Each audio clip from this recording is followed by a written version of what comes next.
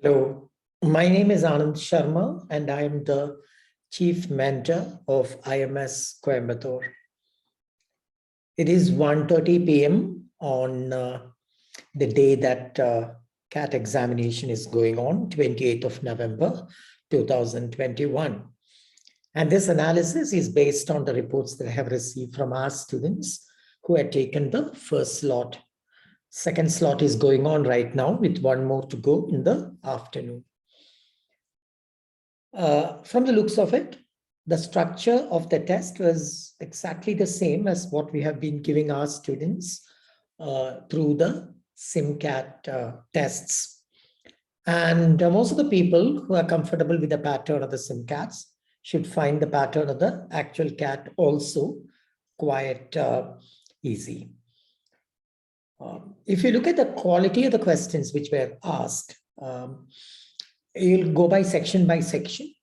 In verbal, there were 4 passages with 4 questions each.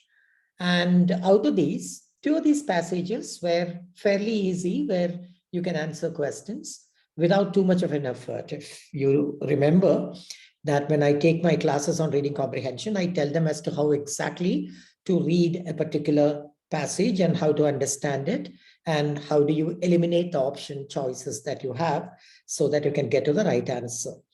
That advice itself should make you get the right answer in at least 2 of the passages fairly easily. One passage was moderate, one was a little difficult. It was a little philosophical in that sense, the word. And as far as the rest of the questions in verbal section were concerned, the jumbled sentences and the odd one out were also not all that difficult. 1 or 2 maybe, but the rest of them were not all that difficult. And the 3 summary questions at the end.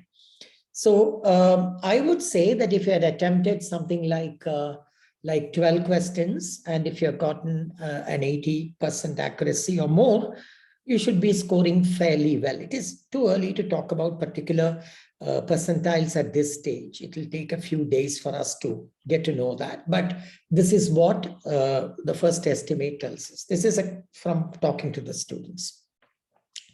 And go to the next section. We have math. 10 questions out of the total were from mathematics, 4 from modern math, I think.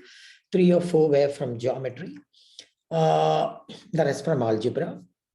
And I think if you're quite used to the SimCATs, and let me also tell you in Coimbatore, what we do exactly is that we specifically ask the student to take the SimCAT and come back to us after every SimCAT so that we would help them to analyze the SimCATs. It's not just merely an analysis which you can do online, but also to particularly identify which are the areas in which you are strong and which are the areas in which you may not be that strong, or which are the areas that you should actually avoid when you get into a test.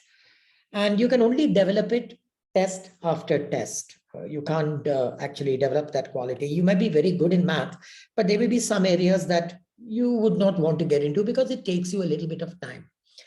So if you have been used to that, if most of the students have been coming back to me, tell me, and that they didn't find it all that difficult. And therefore, I think if you had answered something like 7 or 8 questions, even 7 or 8 questions with a 90% accuracy would give you excellent scores. All right. In the case of DI section, there was one bar chart on which there were about 4 questions.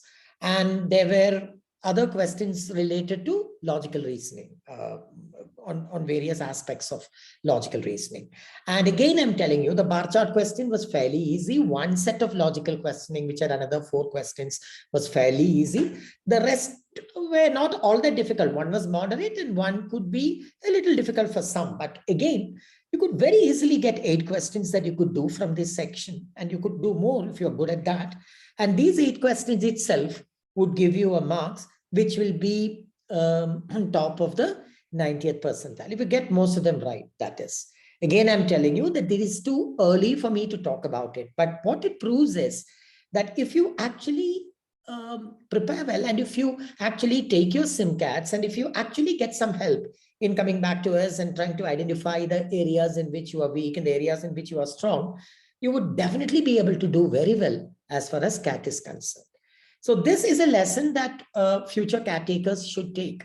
Your tests are not so much about identifying where you are, but to identify as to which are the areas in which you should actually be careful about and how do you improve your score from test to test. And that is not only knowing how to do a particular problem, that is of course the first step. It is also to identify which are the problems that you should actually do and which are the problems that you should actually be a little careful about, right?